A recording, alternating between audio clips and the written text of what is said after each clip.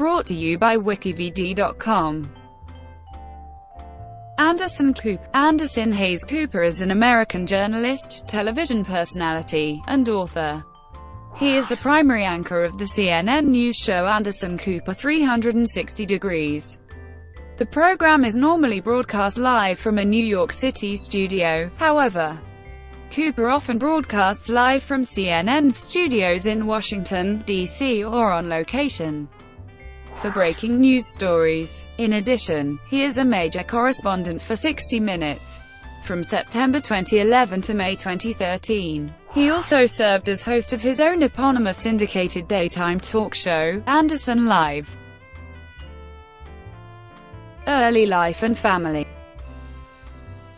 Cooper was born in New York City, the younger son of the writer Wyatt Emery Cooper and the artist, fashion designer, writer, and heiress Gloria Vanderbilt.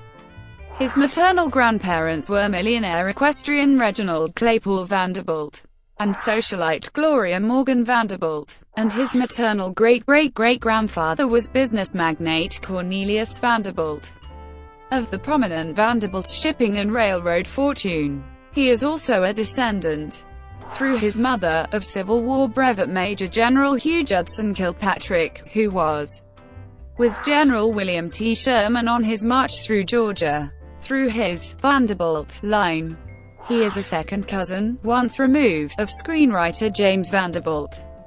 Cooper's media experience began early. As a baby, he was photographed by Diane Arbus for Harper's Bazaar. At the age of 3, Cooper was a guest on The Tonight Show on September 17, 1970, appearing with his mother. At the age of 9, he appeared on To Tell the Truth as an imposter. From age 10 to 13, Cooper modeled with Ford models for Ralph Lauren, Calvin Klein and Macy's. Cooper's father suffered a series of heart attacks while undergoing open-heart surgery and died January 5, 1978, at the age of 50. Cooper considers his father's book Families to be sort of a guide on how he would have wanted me to live my life, and the choices he would have wanted me to make, and so I feel very connected to him. Cooper's older brother, Carter Vanderbilt Cooper, committed suicide on July 22, 1988, at age 23. by jumping from the 14th-floor terrace of Vanderbilt's New York City penthouse apartment. Gloria Vanderbilt later wrote about her son's death in the book A Mother's Story, in which she expresses her belief that the suicide was caused by a psychotic episode induced by analogy to the anti-asthma prescription drug salbutamol. Anderson cites Carter's suicide for sparking his interest in journalism. Loss is a theme that I think a lot about, and it's something in my work that I dwell on. I think when you experience any kind of loss, especially the kind I did, you have questions about survival. Why do some people thrive in situations that others can't tolerate? Would I be able to survive and get on in the world on my own? Education. Cooper was educated at the Dalton School, a private co-educational university preparatory day school in New York City. At age 17, after graduating from Dalton a semester early, Cooper traveled around Africa for several months on a survival trip. He contracted malaria on the trip and was hospitalized in Kenya. Describing the experience, Cooper wrote, "Africa was a place to forget and be forgotten in." Cooper went on to attend Yale University, where he resided in Trumbull College, and was inducted into the Manuscript Society, majoring in political science and graduating with the BA in 1989. Career. During college, Cooper spent 2 summers as an intern at the Central Intelligence Agency.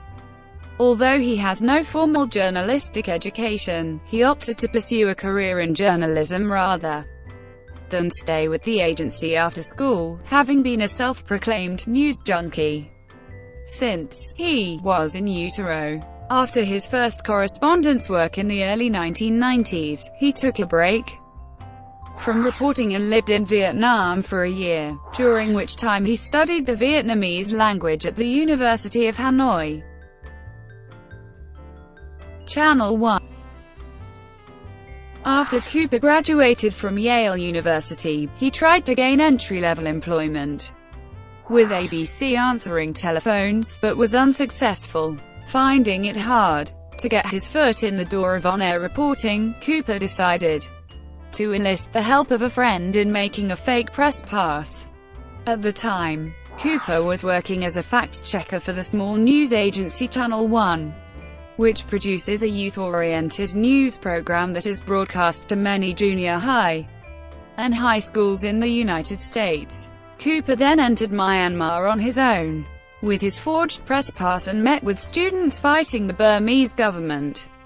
He was ultimately able to sell his homemade news segments to Channel 1. After reporting from Burma, Cooper lived in Vietnam for a year to study the Vietnamese language at the University of Hanoi, persuading Channel 1 to allow him to bring a Hi-8 camera with him. Cooper soon began filming and assembling reports of Vietnamese life and culture that aired on Channel 1. He later returned to filming stories from a variety of war-torn regions around the globe, including Somalia, Bosnia, and Rwanda. On assignment for several years, Cooper had very slowly become desensitized to the violence he was witnessing around him. The horrors of the Rwandan genocide became trivial. "I would see a dozen bodies and think, do you know, it's a dozen, it's not so bad." One particular incident, however, snapped him out of it. ABC. In 1995, Cooper became a correspondent for ABC News, eventually rising to the position of co-anchor on its overnight World News Now program on September 21, 1999. In 2000 he switched career paths, taking a job as the host of ABC's reality show The Mole. Cooper was also a fill-in co-host for Regis Philbin for the TV talk show Live with Regis in Kelly in 2007 when Philbin underwent triple bypass heart surgery. Thank you for watching, brought to you by WikiVidi.com. Please like and subscribe below.